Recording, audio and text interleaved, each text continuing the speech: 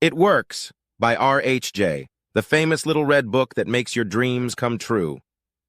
A clear, definite, common-sense plan of accomplishment, originally published in 1926. This book with its valuable message is presented to you by Wisdom Matrix 1111. All rights reserved. All you joy would win must share it. Happiness was born a twin. Byron.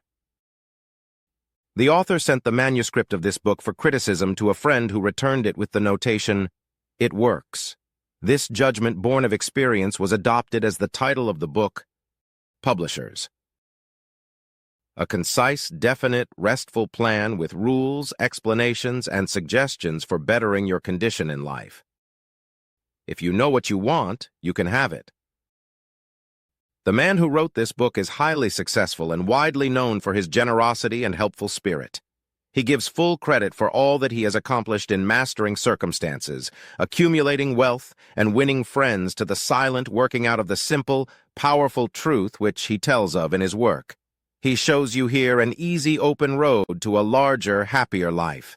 Knowing that the greatest good comes from helping others without expecting praise, the author of this work has requested that his name be omitted.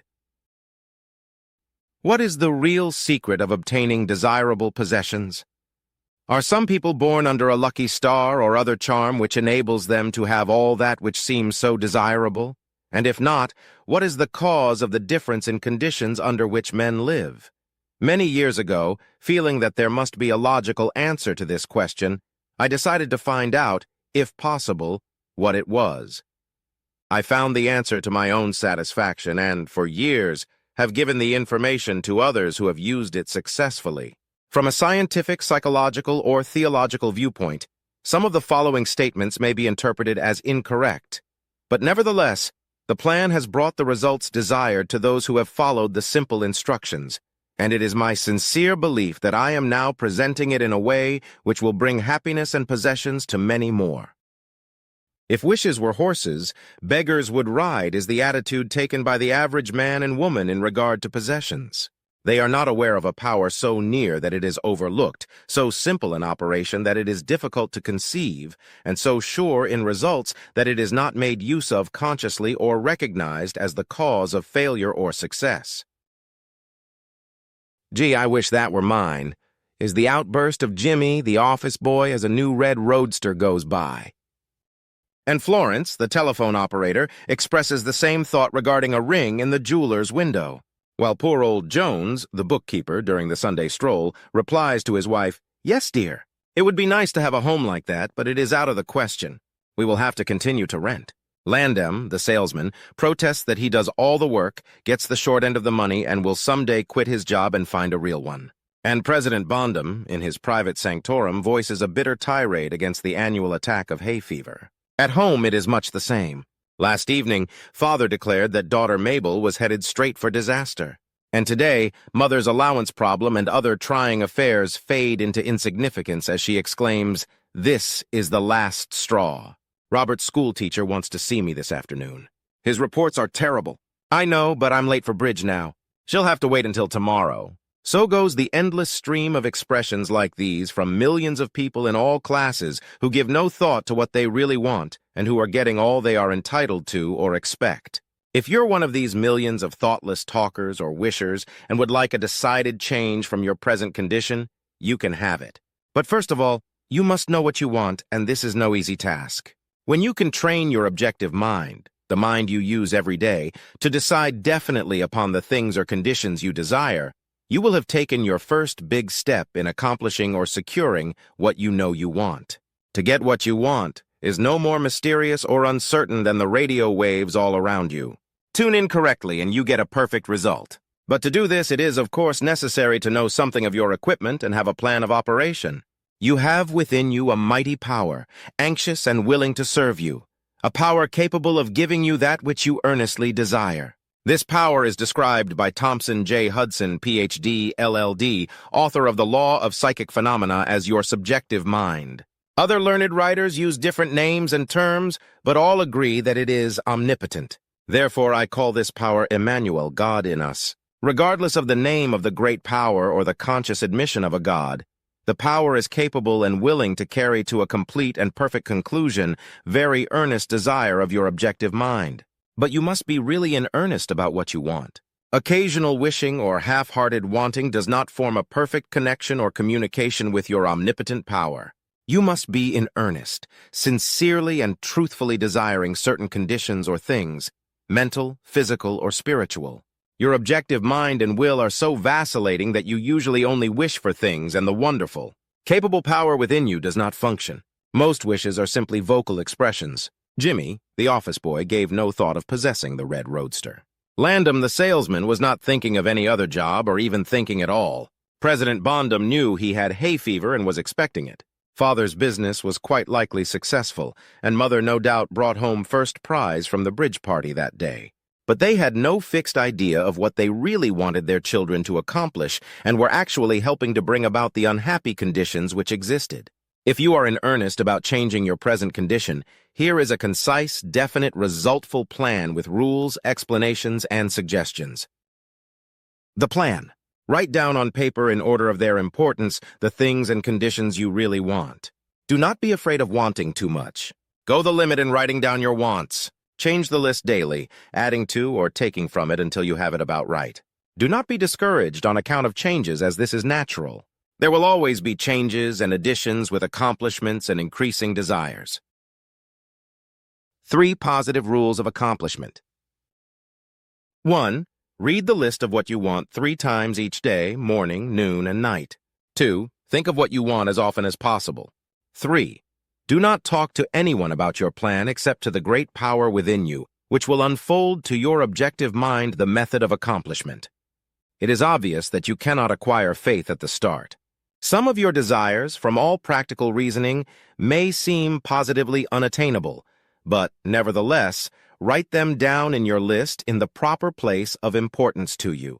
There is no need to analyze how this power within you is going to accomplish your desires. Such a procedure is as unnecessary as trying to figure out why a grain of corn placed in fertile soil shoots up a green stalk, blossoms, and produces an ear of corn containing hundreds of grains, each capable of doing what the one grain did. If you will follow this definite plan and carry out the 3 simple rules, the method of accomplishment will unfold quite as mysteriously as the ear of corn appears on the stalk, in most cases, much sooner than you expect. When new desires, deserving position at or about the top of your list come to you, then you may rest assured you are progressing correctly. Removing from your list items which at first you thought you wanted is another sure indication of progress. It is natural to be skeptical and have doubts, distrust, and questionings. But when these thoughts arise, get out your list, read it over, or if you haven't memorized, talk to your inner self about your desires until the doubts that interfere with your progress are gone. Remember, nothing can prevent your having that which you earnestly desire. Others have these things. Why not you? The omnipotent power within you does not enter into any controversial argument. It is waiting and willing to serve when you are ready. But your objective mind is so susceptible to suggestion that it is almost impossible to make any satisfactory progress when surrounded by skeptics. Therefore, choose your friends carefully and associate with people who now have some of the things you really want. But do not discuss your method of accomplishment with them. Put down in your list of wants such material things as money, home, automobile, or whatever it may be. Do not stop there. Be more definite. If you want an automobile, decide what kind, style, price, color, and all other details, including when you want it. If you want a home, plan the structure, grounds, and furnishings. Decide on location and cost. If you want money, write down the amount. If you want to break a record in your business, put it down. It may be a sales record. If so, write out the total, the date required, then the number of items you must sell to make it. Also list your prospects and put after each name the sum expected. This may seem very foolish at first, but you can never realize your desires if you do not know how positively and in detail what you want and when you want it. If you cannot decide this, you are not in earnest. You must be definite. And when you are, results will be surprising and almost unbelievable. A natural and ancient enemy will no doubt appear when you get your first taste of accomplishment. This enemy is discredit in form of such thoughts as, "It can't be possible. It just happened to be." What a remarkable coincidence. When such thoughts occur, give thanks and assert credit to your omnipotent power for the accomplishment. By doing this, you gain assurance and more accomplishment. And in time, prove to yourself that there is a law which actually works at all times when you are in tune with it. Sincere and earnest thanks cannot be given without gratitude, and it is impossible to be thankful and grateful without being happy. Therefore, when you are thanking your greatest and best friend, your omnipotent power for the gifts received, do so with all your soul, and let it be reflected in your face. The power in what it does is beyond understanding. Do not try to understand it, but accept the accomplishment with thankfulness, happiness, and strength in faith. Caution. It is possible to want and obtain that which will make you miserable, that which will wreck the happiness of others, that which will cause sickness and death, that which will rob you of eternal life. You can have what you want, but you must take all that goes with it. So in planning your wants, plan that which you are sure will give to you and your fellow man the greatest good here on earth, thus paving the way to that future hope beyond the pale of human understanding. This method of securing what you want applies to everything you are capable of desiring, and the scope being so great. It is suggested that your first list consists only of those things with which you are quite familiar, such as an amount of money or accomplishment or the possession of material things. Such desires as these are more easily and quickly obtained than the discontinuance of fixed habits, the welfare of others, and the healing of mental or bodily ills. Accomplish the lesser things first, then take the next step. And when that is accomplished, you will seek the higher and really important objectives in life. But long before you reach the stage of your progress, many worthwhile desires will find their place on your list. One will be to help others as you have been helped. Great is the reward to those who help and give without thought of self, as it is impossible to be unselfish without gain. In conclusion, a short while ago, Dr. Émile Coué came to this country and showed thousands of people how to help themselves. Thousands of others spoofed at the idea, refused his assistance, and are today where they were before his visit. So with the statements and plan presented to you now, you can reject or accept. You can remain as you are or have anything you want. The choice is yours, but God grant that you may find in the short volume the inspiration to choose aright. Follow the plan and thereby obtain, as so many others have, all things, whatever they may be that you desire. Read the entire book over again and again and then again. Memorize the 3 simple rules on pages 13 and 14. Test them now on what you want most this minute. This book could have extended easily over 350 pages, but it has been deliberately shortened to make it as easy as possible for you to read, understand, and use. Will you try it? Thousands of bettered lives will testify to the fact that it works. A letter to you from the author. Dear reader, the great possessions of life are all gifts mysteriously bestowed: sight, hearing, aspiration, love, or life itself. The same is true of ideas. The richest of them are given to us. As, for instance, the powerful idea which this book has given you. What are you going to do with it? Are you surprised when I tell you the most profitable thing you can do is give it away?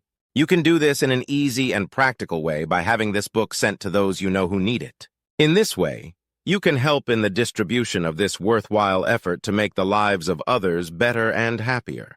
You know people who are standing still or who are worried and discouraged. This is your chance to help them help themselves. If you withhold this book from them, you will lose the conscious satisfaction that comes from doing good. If you see that they get this book, then you put yourself in line with the law of life, which says you get by giving, and you may rightly expect prosperity and achievement. At the very least, you will have the inner sense of having done a good deed with no hope of being openly thanked. And your reward will come secretly in added power and larger life. The author.